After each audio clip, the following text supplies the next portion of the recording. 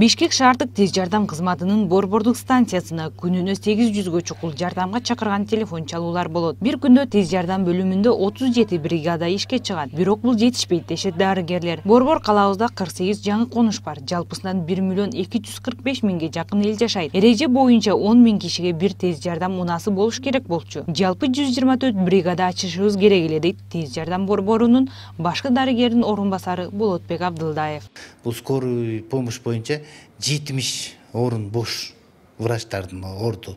Ошонун ичинен 70-тин ичинен алганда көбүнчөсү педиатрлар жетишпейт, врачтар, кардиологдор жетишпейт, психиатрлар жетишпейт.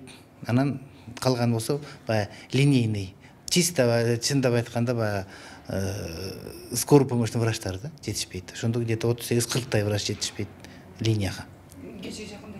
Дарыгерлер жумуштун ордугуна чыдабай, бир аз эле иштеп, арызын жазып кетип жаткан учурлар акыркы күндөрү көп болууда. Ошондон улам бир бригада бош турат дейт Болотбек Абдылдаев. Айлык акы аз болгондуктан 5 миң сомду тиричилигине жеткире албагандар аз эле убакытта жумуштан кетүүгө аргасыз болуп жатышат. Ушул көйгөйлөрдү эске алып, Бишкек шаарынын мэриясы негизги айлык акыга кошумча акча каражатын кошуп берген. 2016-жылдын июль айынан тарта дарыгерлердин айлыгына кошумча маяна катары айына 4 миң сом кошулуп жатат. Санитар жана фельдшерлер 2,5 миң сомдон кошумча айлык алышат. Бирок ал бүгүнкү кымбатчылык заманда эч нерсеге жетпейт дейт Болотбек Абдылдаев. Кишилерди биз кармай албайт экенбиз да. Чындап айтканда, врачтын бир айлык маянасы биз жана акылат деп коет атпайсызбы? 5 миң врачтыкы. Анан 5 миң сомго мисалы үчүн жаш окууну жаңы бүткөн врачтар келбейт экен. Анткени алар үй бүлөсүн багыш керек, ары бир басыш керек дегендей 5 миң сом жетпейт да мисалы үчүн.